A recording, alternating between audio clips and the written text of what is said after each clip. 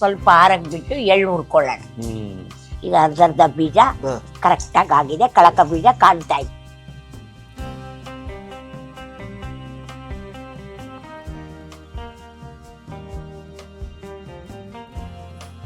ಕಟ್ಟುವ ಪರಿ ಉಪವಾಸ ದಿವಸಗಳಲ್ಲಿ ಯಾವಾಗ ಬೇಕಾದ್ರೆ ತಿನ್ಬೋದು, ಮೈಗೆ ತುಂಬಾ ಹಾನಿಕಾರಿ ಅಲ್ಲ.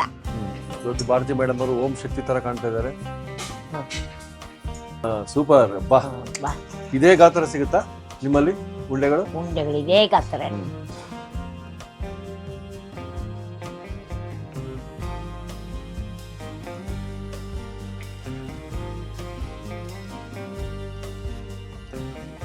ಅಂದ್ರೆ ಒಳ್ಳೇದು, ದೇಹಕ್ಕೂ ಒಳ್ಳೇದು. ಉಪವಾಸದ ದಿವಸಗಳು ತಿಂದ್ರೆ ಏನು ಹಾನಿಕಾರಿ ಅಲ್ಲ. ಅದಕ್ಕೆ ನಮ್ಮ ಮನೆಗಳಲ್ಲಿ ಇದನ್ನ ಮಾಡೇ ಇರ್ತಾರೆ ಒಂದು ಉಂಡೆ.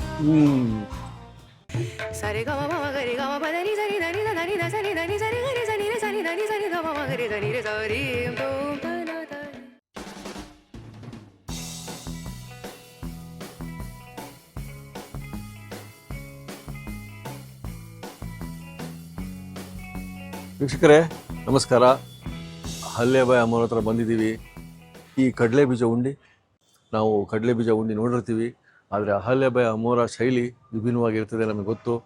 ಶೇಂಗಾ ಉಂಡಿ ಅಂದರೆ ಕಡಲೆ ಬೀಜ ಉಂಡಿ ತೋರಿಸ್ತೀನಿ ಅಂತ ಹೇಳಿದ್ರೆ ನಾವು ನೋಡೇ ಬಿಡೋಣ. ಇವಾಗ ಕಳಕ ಉಂಡೆ ತೋರ್ಸೋಣ ಅಂತ.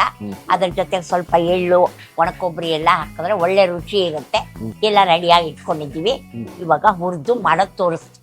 ಏನೆಲ್ಲ ಇಟ್ಕೊಂಡಿದ್ದೀವಿ ಹೇಳ್ಬಿಡಿಮ್ಮ.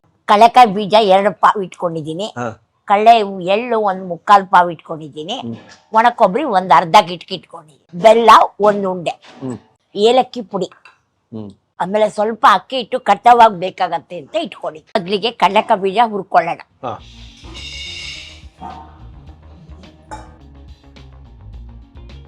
ಕಡಲೆಕ ಬೀಜ ಗಮ್ಮನ್ನವ್ರಿಗೂ ಹುರಿಬೇಕು.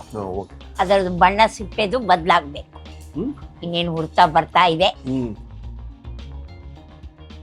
ಕಡಲೆಕ ಬೀಜ ಹುರಿದು ರೆಡಿಯಾಗಿದೆ. ಸ್ವಲ್ಪ ಆರಕ್ಕೆ ಬಿಟ್ಟು ಎಳ್ಳು ಹುರ್ಕೊಳ್ಳೋಣ. ಈ ಬಣ್ಣ ಬಂದು ಈ ತರ ಆಗ್ಬೇಕು. ತೆಗೆದು ಬಿಡೋದೀಗ.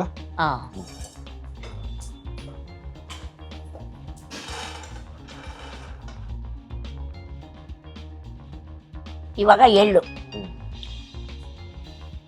1/4 ಪಾವ್ನಷ್ಟಿದೆ.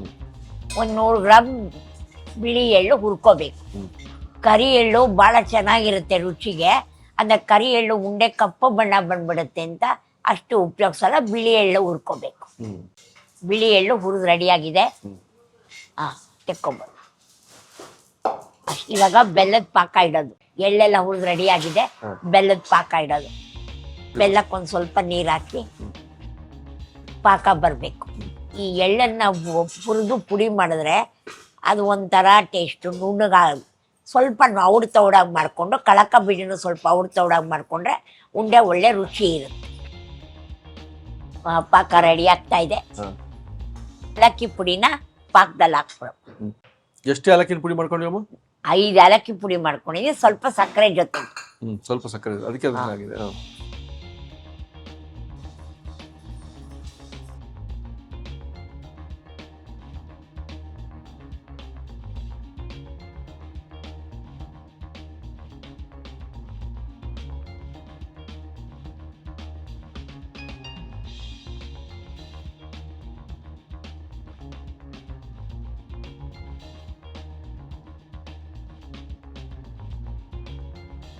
ಔಡ್ ತೌಡು ಇಷ್ಟ ಆದ್ರೆ ಆಯ್ತಲ್ಲ.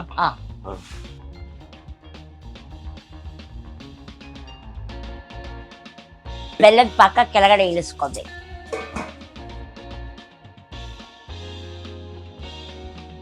ಈಗ ಅರ್ಧ ಬೀಜ ಕರೆಕ್ಟಾಗಿ ಆಗಿದೆ, ಕಳಕ ಬೀಜ ಕಾಣ್ತಾ ಇದೆ.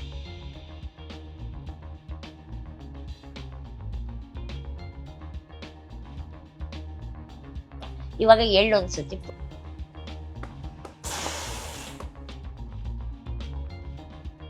ಇವಾಗ ಚೆನ್ನಾಗಾಗಿದೆ. ಅದರ ಜೊತೆ ಹಾಕೊಂಡ್ಬಿಡಪ್ಪ.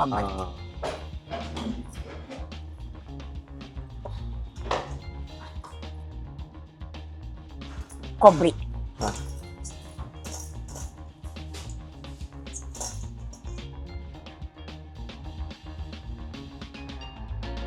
ಇವಾಗ ಇವಾಗ ಬೆಲ್ಲದ ಪಾಕ ಹಾಕೋಬೇಕು.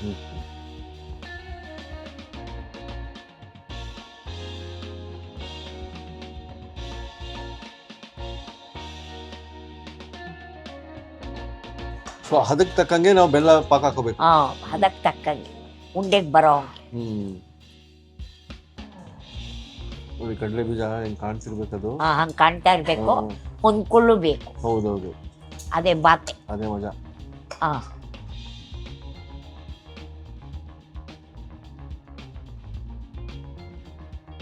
ಕಟ್ತಾ ಇದೀವಿ.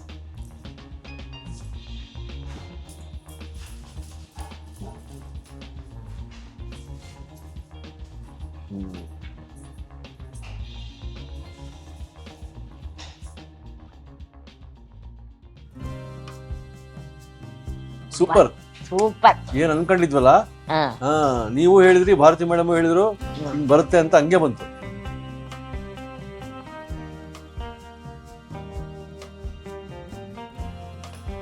ಕಟ್ಟುವ ಬರೀ ಉಪವಾಸ ದಿವಸಗಳಲ್ಲಿ ಯಾವಾಗ ಬೇಕಾದ್ರೆ ತಿನ್ಬೋದು, ಮೈಗೆ ತುಂಬಾ ಹಾನಿಕಾರಿ ಅಲ್ಲ. ಇವತ್ತು ಭಾರತಿ ಮೇಡಮ್ ಅವರು ಓಂ ಶಕ್ತಿ ತರ ಕಾಣ್ತಾ ಇದ್ದಾರೆ.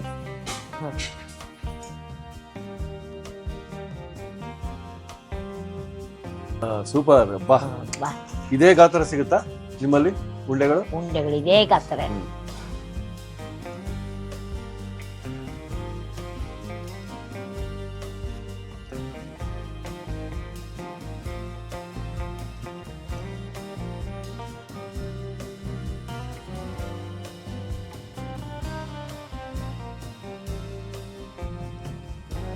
ಈ ಉಂಡೆದ ರೆಸಿಪಿ ತೋರಿಸಿದ್ದೀನಿ, ನನ್ನ ಶೈಲಿದು.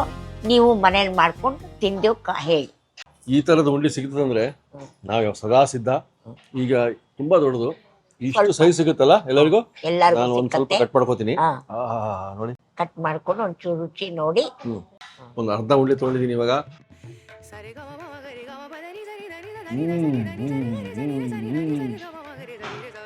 ಚೆನ್ನಾಗಿ ಬಂದಿದ್ಯಾ?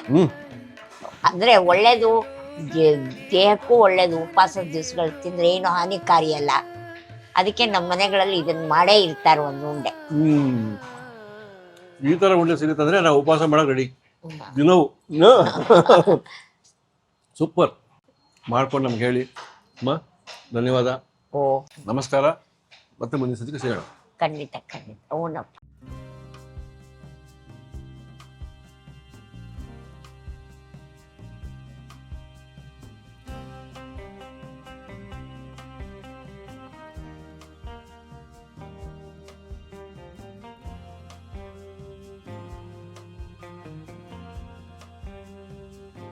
ಇನ್ನೂ ಅನೇಕ ಸ್ವಾದಿಷ್ಟ ರೆಸಿಪಿಗಳಿಗಾಗಿ ಸಬ್ಸ್ಕ್ರೈಬ್ ಮಾಡುವುದನ್ನು ಮರೆಯಬೇಡಿ.